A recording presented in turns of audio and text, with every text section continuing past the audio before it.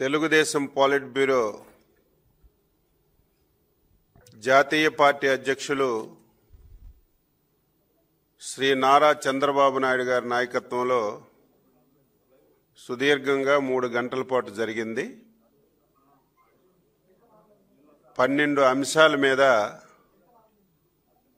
పాలిట్ బ్యూరోలో చర్చించడం జరిగిందని చెప్పి తెలియచేస్తున్నాను. మొదటగా గత నెల 22వ తారీఖున పహల్గామ్లో టెర్రరిస్టుల దాడుల్లో అసువుల బారినటువంటి అమాయకులైనటువంటి 26 మంది యాత్రికులను ఉగ్రవాదులు పొట్టన పెట్టుకున్నారు. దీనిని పాలిట్ బ్యూరో తీవ్రంగా ఖండిస్తూ వారి కుటుంబ సభ్యులకి ప్రగాఢమైనటువంటి సానుభూతిని సంతాపాన్ని తెలియజేస్తూ పాలిట్ బ్యూరో తీర్మానం చేసి 2 నిమిషాలు మౌనం పాటించడం జరిగింది. దీంతో పాటుగా తెలుగుదేశం పార్టీలో ఈ మధ్య కాలంలో ముఖ్యమైనటువంటి నాయకులు మాజీ శాసనసభ్యుడు, మాజీ పార్లమెంట్ సభ్యుడు పాలకొండ రాయుడు గారు, జికే ఉల్లా గారు, వీరయ్య చౌదరి గారు మరణం చెందారు. వారికి కూడా పాలిట్ బ్యూరో ప్రగాఢమైనటువంటి సంతాపాన్ని తెలియజేస్తూ వారి కుటుంబానికి ధైర్యాన్ని ఇవ్వాలని పాలిట్ బ్యూరోలో నిర్ణయం తీసుకొని వారికి కూడా 2 నిమిషాలు మౌనం పాటించడం జరిగింది. దీంతో పాటుగా ఏదైతే ఆపరేషన్ సింధూర్ రూపకల్పన చేసి సమర్థవంతంగా ఉగ్రవాదుల దాడుల్ని పాక్ సైనిక చర్యలను తిప్పికొట్టి ప్రజల నమ్మకాన్ని, దేశం యొక్క ప్రతిష్టను పెంచి పాకిస్తాన్ను ఒంటరిపాటు చేసినటువంటి భారత ప్రధాని శ్రీ నరేంద్ర మోడీ గారికి, త్రివిధ దళాల్ని, వారి అధిపతుల్ని, ఈ ఆపరేషన్ సింధూర్లో పాల్గొన్నటువంటి ప్రతి ఒక్క సైనికుడికి అభినందిస్తూ పాలిట్ బ్యూరో తీర్మానం చేసిందని చెప్పి సందర్భంగా తెలియజేస్తున్నాను.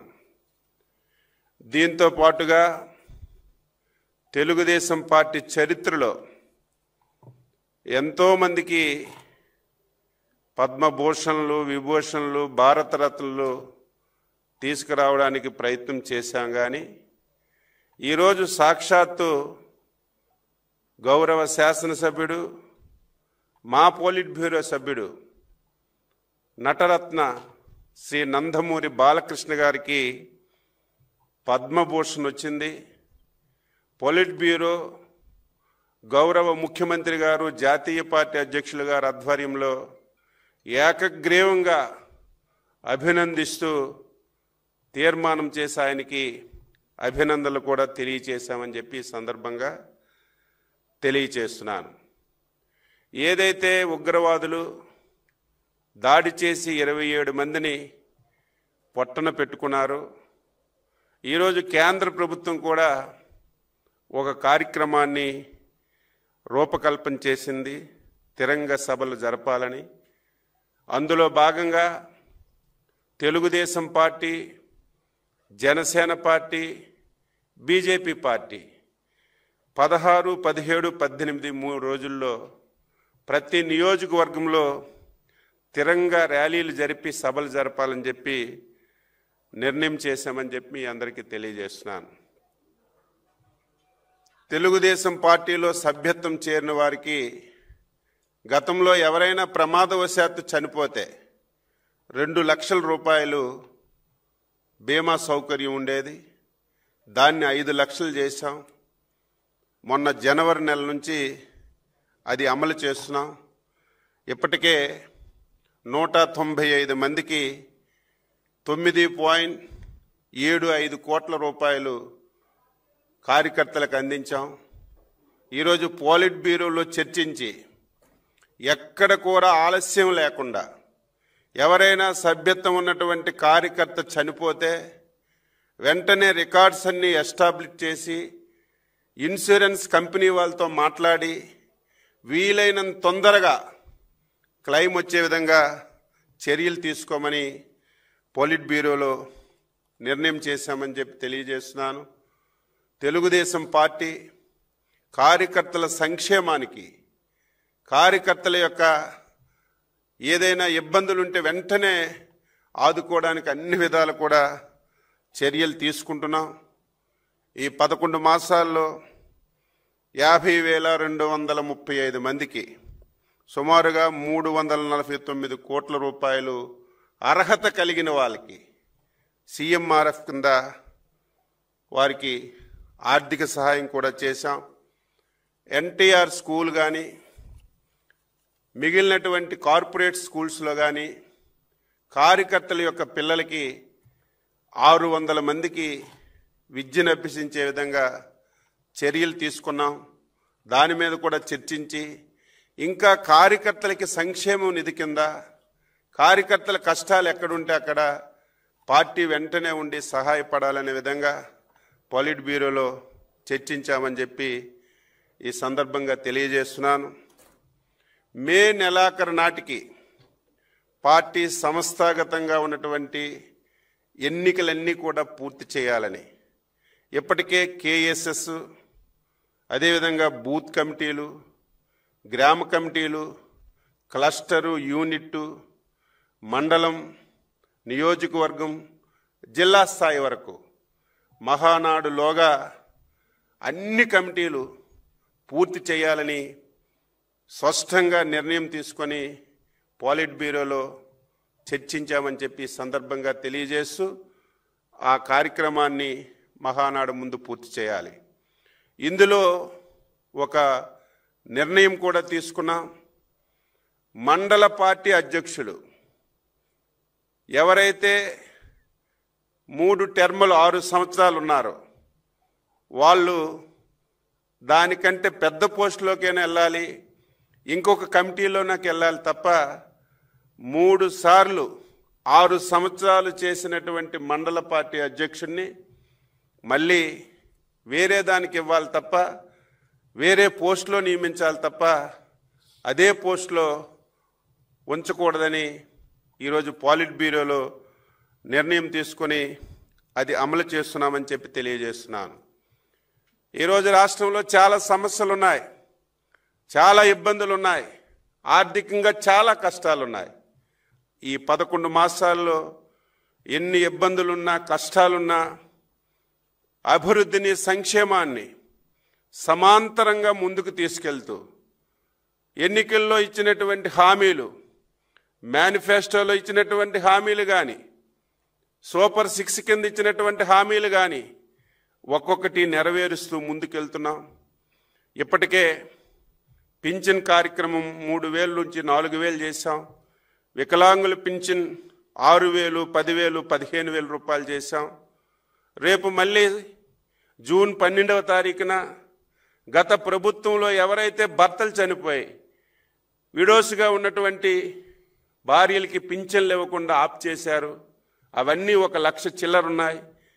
ఇవన్నీ రేపు పార్టీ అధికారంలోకి వచ్చినటువంటి సందర్భంలో జూన్ 12వ తారీఖున కొత్తగా 1,00,000 పైబడి విడో పెన్షన్లు కూడా ఇవ్వాలని చెప్పి నిర్ణయం చేశాం. గ్యాస్ సిలిండర్లు 3 ఇస్తున్నాం. దీనివల్ల చాలా వరకు చర్చించి మనం గ్యాస్ సిలిండర్ తీసుకున్న తర్వాత లబ్ధిదారుల అకౌంట్లో డబ్బులు వేయడం వల్ల సాటిస్ఫాక్షన్ రావడం లేదని దానికి స్వస్తి పలికి 3 గ్యాస్ సిలిండర్లకి ముందే లబ్ధిదారుడి అకౌంట్లో మేము డబ్బులు వేసేస్తాం. ఆయనే డైరెక్ట్గా కొనుక్కోవచ్చు, కొనుక్కోకపోవచ్చు, లేకపోతే డబ్బులు తీసుకునే అవకాశం ఉంటుంది. ఇది ఒక మంచి నిర్ణయం ముఖ్యమంత్రి గారు ఈరోజు పాలిట్ బ్యూరోలో నిర్ణయం తీసుకొని జనసేన బీజేపీతో మాట్లాడి ప్రభుత్వంలో ఈ ఆదేశాలు ఇవ్వడానికి నిర్ణయం చేశాం అని చెప్పి సందర్భంగా తెలియజేస్తున్నాను. మొన్ననే మత్స్యకారులకి 258 కోట్లు ఏదైతే వేట నిషేధ సమయానికి భృతి కూడా ఇచ్చాం. రేపు జూన్ 12 పాఠశాలలు తెరిచేలోగా తల్లికి వందనం కింద పిల్లల తల్లిదండ్రుల అకౌంట్లలో డబ్బులు వేయాలని ఈరోజు పాలిట్ బ్యూరోలో నిర్ణయం చేశాం. కేంద్ర ప్రభుత్వం రేపెప్పుడు అన్నదాత సుఖీభవ కింద ఫస్ట్ ఇన్స్టాల్మెంట్ వేస్తారు, అదే రోజు మనం ఫస్ట్ ఇన్స్టాల్మెంట్ జోడించి రైతులకు ఇవ్వాలని చెప్పి నిర్ణయం చేశాం. దీంతో పాటుగా ఇంకొక మంచి నిర్ణయం తీసుకున్నాం. రేపా ఎల్లుండా 10 రోజుల్లో రాష్ట్ర ముఖ్యమంత్రి గారు, జాతీయ పార్టీ అధ్యక్షులు ఈ 12 మాసాల్లో ఏ నెలలో ఏ సంక్షేమ పథకం ఇస్తాం, ఏ తారీఖుని ఇస్తామనేది ఒక సంవత్సరం క్యాలెండర్ కూడా వీలైనంత త్వరగా ముఖ్యమంత్రి గారు సంక్షేమ పథకాలు ఏదైతే సూపర్ 6లో కానీ ఏదైతే మనం హామీలు ఇచ్చామో ఒక్కొక్క మంత్ ఒక్కొక్క సంక్షేమ పథకాన్ని అమలు చేయాలని 12 మాసాలు క్యాలెండర్ కూడా వీలైనంత తొందరగా ఇస్తామని చెప్పి సందర్భంగా తెలియచేస్తున్నాను. 11 మాసాల్లో 8.50 లక్షలు పెట్టుబడులు వచ్చాయి. అవన్నీ అమలు జరిగే విధంగా మనం అనుకున్నటువంటి 20 లక్షల ఉద్యోగాలు ప్రతి ఒక్కరికి ఇవ్వాలి. అదేదో మనం చెప్పడం కాదు, ఎవరు కంప్యూటర్లో చూసినా సరే ఏ పరిశ్రమలో ఎంతమందికి, ఏ ఊర్లో ఎంతమందికి, ఏ జిల్లాలో ఎంతమందికి ఇచ్చామనే స్పష్టమైనటువంటి సమాచారాన్ని ప్రతి ఒక్కరికి తెలియజేయాలని ఈరోజు పాలిట్ బ్యూరోలో నిర్ణయం చేశాం. దీంతో పాటుగా 27, 28, 29 3 రోజులు కడపలో మహానాడు జరపాలని నిర్ణయించాం. 2 రోజులు తీర్మానాలు ఉంటాయి. 27న జాతీయ పార్టీ అధ్యక్షులు నామినేషన్ వేస్తారు. 28న మళ్ళీ జాతీయ పార్టీ అధ్యక్షుని ఎన్నిక. 28 మా వ్యవస్థాపక అధ్యక్షులు ఎన్టీ రామారావు గారి జన్మదినం. అదేవిధంగా జాతీయ పార్టీ అధ్యక్షులు ఎన్నికైన తర్వాత అభినందనలు కూడా ఉండి 3 రోజులు కనీ విని ఎరుగుని చరిత్రలో మహానాడు జరపాలని నిర్ణయించాం. ఆ వివరాలన్నీ కూడా మా అధ్యక్షులు మహానాడు గురించి టోటల్గా అనౌన్స్ చేస్తారని చెప్పి తెలియజేస్తూ అందరికీ నమస్కారం. విలేకరు సోదరులందరికీ నమస్కారం. మరి తెలుగుదేశం పార్టీ స్థాపించిన దగ్గర నుంచి ప్రతి ఏడాది క్రమం తప్పకుండా మహానాడు నిర్వహించుకోవడం జరుగుతుంది. అయితే ఈ ఏడాది కడపలో మహానాడు చేయాలని చెప్పేసి మరి ఆ పోలిట్ బ్యూరో నిర్ణయించడం జరిగింది. అయితే ఈ నిర్ణయం కొంత ఆలస్యం అయినప్పటికీ కూడా ముఖ్యంగా యుద్ధ వాతావరణం ఉన్నటువంటి నేపథ్యంలో ఒకవైపు యుద్ధం జరుగుతున్నప్పుడు మనం మహానాడు చేయడం బాగుంటుందా లేదా అని చెప్పేసి ఆ మీమాంసలో ఉండి కొంత ఆలస్యం అయింది. ఎప్పుడైతే ఈ యుద్ధం మరి ఆగిపోయినటువంటి సందర్భంలో తప్పనిసరిగా మహానాడు చేయాలని చెప్పేసి మరి పోలిట్ బ్యూరో అంతా కూడా నిర్ణయించడం జరిగిందని చెప్పి తెలియజేస్తున్నాం. కనుక ఈ నెల 27, 28, 29 ఈ 3 రోజుల్లో మరి కడపలో ఘనంగా ఇటు సీకే దిన్ని మండలంలో ఆ హైవేకి ఆనుకొనే మేము మహానాడు ప్రాంగణం చూడడం జరిగింది. అక్కడ ఘనంగా చేయబోతున్నామని చెప్పేసి మీ ద్వారా తెలుగుదేశం పార్టీ కుటుంబ సభ్యులకు ప్రజలకి తెలియజేస్తున్నాం. ఇందులో మొదటి 2 రోజులు నాయకుల్ని ఏ స్థాయి నాయకులు అంటే మండల స్థాయి నాయకుల వరకు కూడా, అలాగే యూనిట్ క్లస్టర్ వరకు కూడా మనం పిలవడం జరుగుతుంది. స్టేట్ బాడీ మెంబర్స్ కావచ్చు, పోలిట్ బ్యూరో మెంబర్స్ కావచ్చు, అలాగే జిల్లా body members, state body members అందరినీ కలుపుకొని సుమారు 23,000 మందికి మొదటి 2 రోజులు మేము ఆహ్వానిస్తున్నాం. మూడో రోజుకి వచ్చేసరికి గ్రామ స్థాయి అధ్యక్షుల వరకు గ్రామ కమిటీ వరకు కూడా వెళ్ళడం జరుగుతుందని చెప్పేసి ఈ సందర్భంగా తెలియజేస్తున్నాం. అంటే సుమారు 50,000 మందికి ఆ రోజు మీటింగ్కి ఆహ్వానం పంపడం జరుగుతుందని చెప్పి తెలియజేస్తున్నాం. ఇది కాకుండా ఆ చుట్టుపక్కల ఉన్నటువంటి నియోజకవర్గాల్లో ఈ కుటుంబ సాధికార సారథులు అని చెప్పేసి మేము ఒక కమిటీని వేసుకుంటున్నాం. వాళ్ళందరికీ కూడా ఆహ్వానం పంపడం జరుగుతుందని చెప్పేసి ఈ సందర్భంగా తెలియజేస్తూ మరి ఈ ఏడాది మరి పార్టీ ఆవిర్భవించిన దగ్గర నుంచి కూడా కడపలో మరి ఇంతవరకు మేము చేయలేదు. 2024 ఎలక్షన్లో కడప జిల్లా వారు బాగా ఆదరించినటువంటి సందర్భం. పార్టీ ఆవిర్భవించినప్పుడు వారు ఆదరించారు, మళ్ళీ ఇప్పుడు ఆదరించారు. కనుక అందరూ కూడా కడపలో ఘనంగా చేయాలని, అంటే కొంతమంది అక్కడ అకామిడేషన్ లేదు ఎలాగా అని చెప్పేసి కొంత డౌట్లు ఎక్స్ప్రెస్ చేసేటప్పటికీ కూడా అక్కడే చేయాలని చెప్పేసి నిర్ణయం తీసుకున్నామని చెప్పేసి తెలియజేస్తున్నాం. ఈలోగా కూడా మేము ప్రతి నియోజకవర్గంలో క్యాడర్ను పిలిపించి ట్రైనింగ్ కూడా ఇవ్వడం జరుగుతుందని చెప్పేసి తెలియజేస్తున్నాం. నమస్కారం.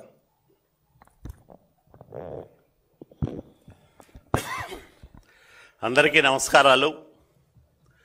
మొట్టమొదటిసారిగా కడప గడ్డ పైన తెలుగుదేశం పార్టీ తన 3 రోజుల మహానాడును నిర్వహించుకోబోతా ఉంది. రాయలసీమలో ఈరోజు అభివృద్ధి ఫలాలను ప్రజలు, పేదలు, రైతులు చూడగలుగుతూ ఉన్నారంటే దానికి కారణం మహనీయుడు, మహానుభావుడు ఎన్టీ రామారావు గారు చేసిన ఆలోచనలు, చంద్రబాబు నాయుడు గారు చేసిన ఆచరణ. ఈ రెండు కలగలిపే రాయలసీమలో ఈరోజు నీళ్ళు వచ్చాయన్నా, ఉద్యోగాలు వచ్చాయన్నా, పరిశ్రమలు వచ్చాయన్నా దానికి కారకులు వీళ్ళిద్దరూ. 5 సంవత్సరాల జగన్మోహన్ రెడ్డి అరాచక పరిపాలన తర్వాత ప్రజాప్రభుత్వం ఏర్పాటైన తొలి ఏడాదిలోనే మహానాడు రాయలసీమలో జరుపుకోవడం, శతాబ్దాల రాయలసీమ వెనుకబాటుతనానికి శాశ్వతమైన పరిష్కార మార్గాలు కనుగొనడానికి కడప మహానాడు ఒక వేదిక కాబోతా ఉందని ఈ సందర్భంగా నేను ప్రజానీకానికి తెలియపరుస్తూ ఉన్నా. ఎందుకంటే చేసే తీర్మానాల్లో, జరిగే చర్చల్లో దాదాపు 60% రాయలసీమకు సంబంధించిన విషయాలనే మాట్లాడుకోబోతా ఉన్నాం. ఇది మా యువ నాయకుడు నారా లోకేష్ బాబు గారు చేసిన తీర్మానం.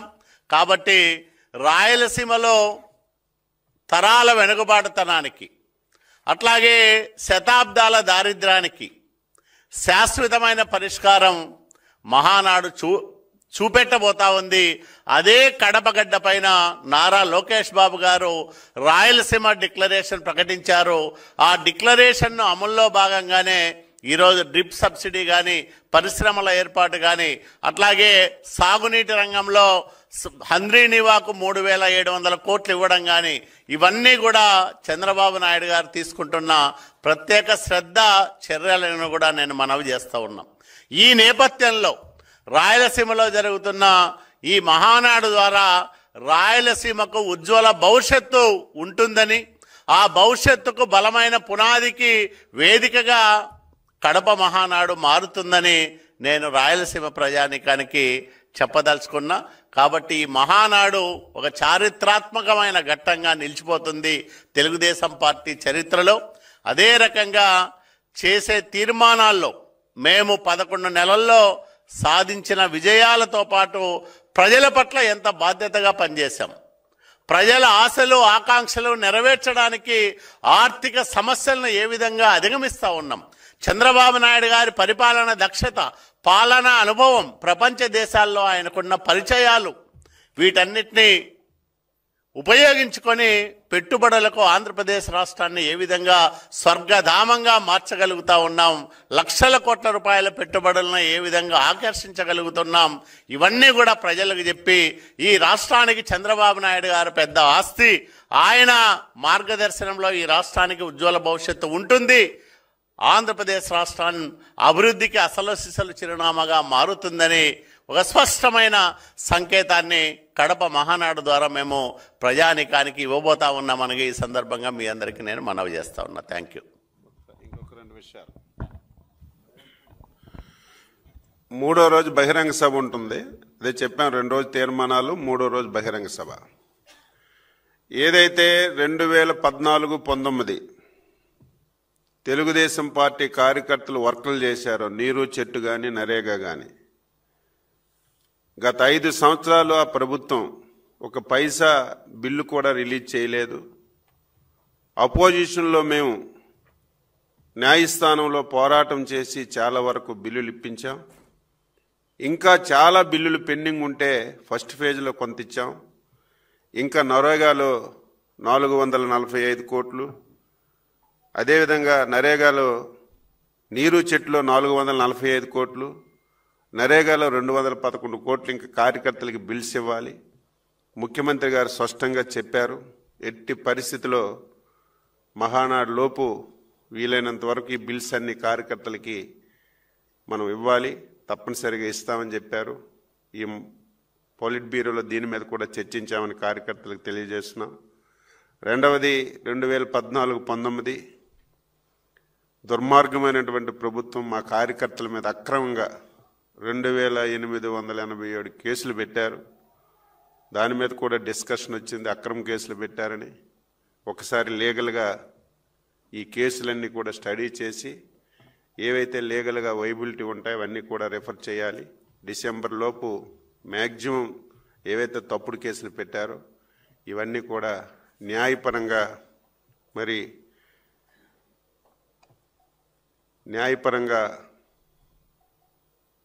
ఏవైతే ఈ కేసులు న్యాయ పరిధిలోకి వస్తే అవన్నీ కూడా రివ్యూ చేయమని చెప్పి కూడా స్పష్టంగా ఆదేశాలు ఇచ్చాం. అదేవిధంగా నెల్లూరు జిల్లా, తిరుపతి జిల్లాలో యానాదులు ఉన్నారు, ఎస్టీలు, చాలా పేదవాళ్ళు. వీళ్ళు కనీసం రేషన్ కార్డులు లేవు, పెన్షన్లు లేవు, ఆధార్ కార్డులు లేవు, ఏమీ లేదు. రేషన్ కార్డులకు అప్లికేషన్లు పెట్టుకోమన్నాం.